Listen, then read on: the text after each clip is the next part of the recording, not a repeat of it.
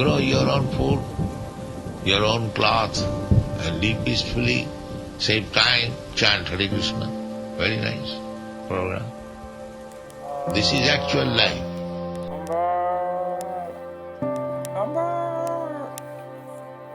Be satisfied.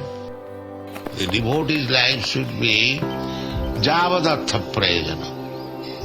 We require material necessities as much as it is required. No artificial. That is spiritual. Make life very simple. And simple living, high thinking, and always conscious to go back to home, back to home. That is life.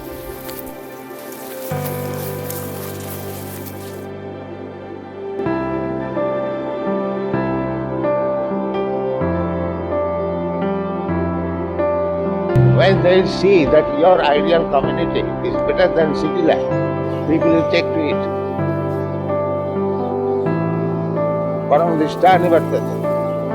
When one gets a better standard of life.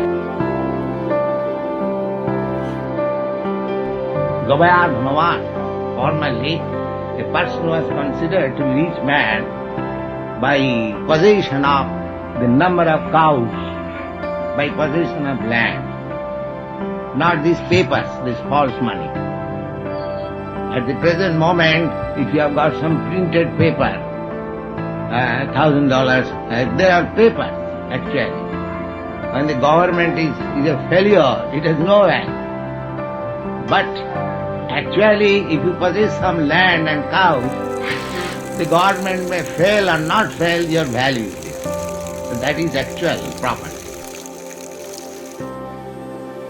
This was the gift that Srila Prabhupada wanted to give us. A simple, healthy life where we would be able to perfect our human life. Let me share with you the updates of my farming experience. It's been over a month and the plants are growing well and haven't taken much endeavor in growing them. I've only visited the field twice where I took out the weeds, and the rest of the time I could focus on my preaching activities and my sadhana. Farming has been the main source of livelihood for millions of years, and we cannot do without it, because ultimately we all depend on the land. But one day, greed took over. We used our intelligence and found many ways to amass more than ever.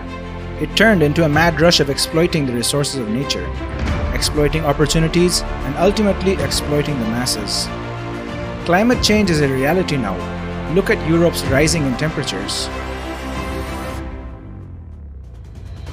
We are constantly in fear of losing our livelihoods. People are afraid to have children, worried whether they can afford the cost of their upbringing. We are eating pesticides and chemicals, but are helpless. Each year, our body gets weaker because of the artificial lifestyles. Stress and pressure wreak havoc on our body, resulting in increased cases of blood pressure, heart attacks, and diabetes. Did people not live before this mad industrialization? Were people unhappy? Did they not enjoy the simplicity of life, the hearty relations they shared with each other, the interdependence which bound them to form a larger family?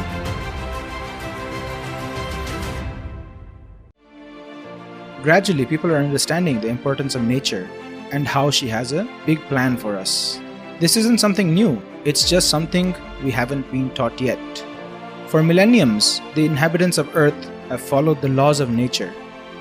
We cannot continue this artificial life. People are starting to realize that to live in tune with nature is best for us. Modern civilization faces a challenge where decisions will drastically impact our planet. There could be anything coming up next, from world wars, economic crisis, global warming, or other unseen consequences of playing around with nature. We must understand the need of a sustainable lifestyle, a self-sufficient lifestyle free from artificial needs. Let's move back to nature, having a God-centered life, filled with relations, peace, and happiness. Let us desire welfare for all species of life, sharing our resources to uplift each other. Let's establish Vasudhaiva Kutumbakam, the one large family under God. Om Tat Sat. Hare Krishna.